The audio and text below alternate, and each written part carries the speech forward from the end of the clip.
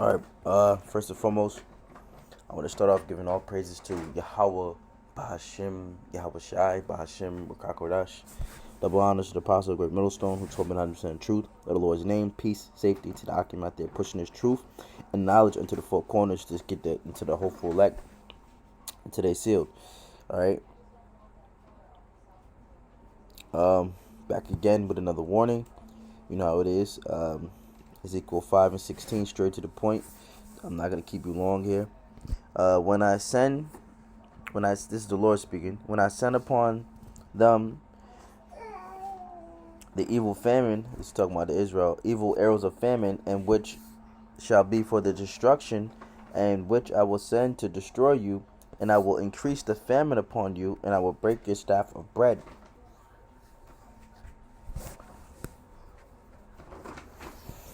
Okay, so that's why there's Alright,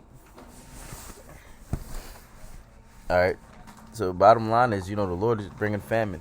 Alright, we warn you day in and out. This famine is coming.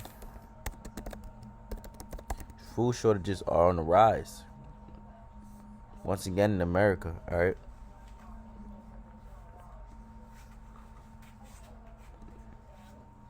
According to Hunger Relief Check this Organization, out. Feeding America, 1 in 10 New Yorkers, or 1.8 million, struggle with hunger, and nearly 600,000 of them are children. Not much in here, just the 2 apples. And that's because there are food shortages in New York. The migrant crisis has put a serious strain on free resources like food pantries. Tensions are growing with not enough food to go around. They tell you to be there at 11 o'clock, but the line is from over there to over here. Free food giveaways, especially during the holidays, have become a source of tension. Outside, the line has grown longer. It's on days like this, another long line at the Bowery Mission. You feel like you're alone and feel like that no one cares for you.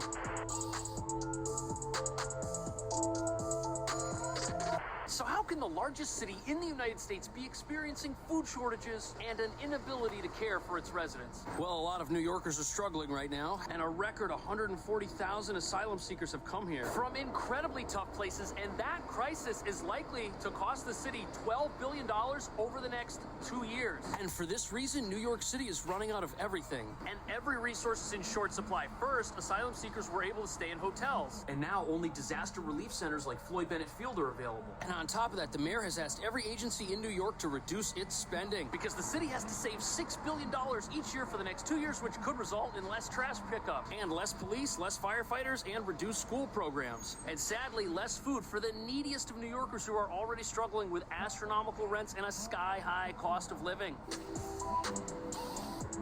Alright, you see it, you heard it yourself. You got confirmation right there. New York City, it's not just this city, it's America, right? Babylon the Great, these plagues that came to destroy the foundation. Alright?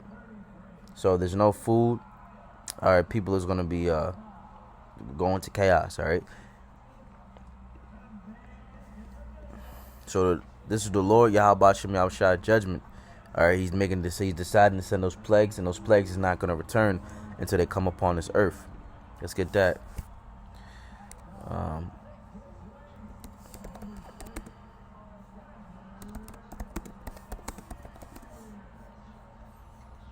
Second Edges 16 and 9. Even so shall the plagues be slack to come upon the earth. The world shall mourn, and sorrow shall come upon it. O my people, hear my word. Make you ready to thy battle, and those evils be as a pilgrim upon the earth. All right. So as in these times, we're supposed to be as a pilgrim. All right, we're not supposed to be carrying all this stuff. All right. I had a vision that I was in a car and I was just traveling around the world, and I was like, it was the end of the world, and I was just traveling in a van with my family. All right, that's how it's gonna have to be. You're gonna have to travel city to city. All right, you got to be on the run. You gotta be be ready to go. Make yourself ready to thy battle. All right, in battle, when it's time to go, it's time to go. You don't sit there and stagger. When it's time to go, it's time to go. Because most of these homes are gonna be spoiled with the sword, like the Lord said. And you don't want to be in there when that happens. So the Lord's going to give you that up and go ready spirit to go. All right. To survive in these last days. He's going to be your guide. Because it says, fear not. I am the guide So in these last days, we're not supposed to be fearful. All right, Isaiah 41:10. Fear thou not, I am with thee. Be not dismayed, for I am thy God. I will strengthen thee. It's talking about in the times of trouble, and I will help thee in times of trouble. You see? Yeah, I will uphold thee with thy right hand of righteousness, of my righteousness. So the Lord, as long as we put our trust in the Lord, we should, we shouldn't fear. All right, but those 2/3 of you Latinos, the Lord is bringing death and destruction upon you because you went away after other gods. All right, you didn't want to take heed to this warning and get this knowledge. All right, you rejected knowledge according to Hosea 4:6. All right, Hosea 4:6. My people are destroyed for lack of knowledge. Since you rejected this knowledge, I will also, reject you as priest. Your children's going to suffer in these time of famine. All right, that's why you see all this hunger out here, because no one is want to take heed to this warning. All right.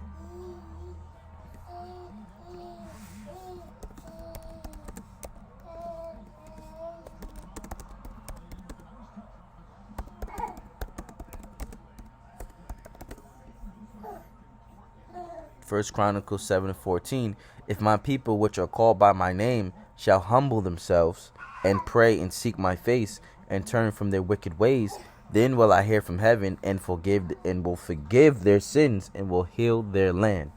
So first thing you got to do is humble yourself. Then you have to pray and seek the Lord's face, and then you have to turn from your wicked ways. And that's the only way you're gonna get a prayer answered. All right, to me, how about Shem Yahushua, the God of heaven and of rules on earth. All right, but most of our people are too prideful. All right, that's why we warn you that this plagues is coming. What's that? Pride goeth before destruction. All right. Proverbs 16:18. Pride goeth before destruction, and a haughty spirit before a fall. All right. Yeah. So best believe that before destruction coming, there's gonna be prideful people. All right. But just know that after that pride that happens, it's destruction and things are gonna fall. All right. So turn from your ways. We have to humble ourselves. Come back to the humility. Come back to the Lord. Pray. Seek His face every single day. All right, and turn back from all what you're doing. Make a 180-degree turn in your life. Turn your life around. Give it back to the Lord. All right. So with that being said, I want to say shalom and catch you on the next warning.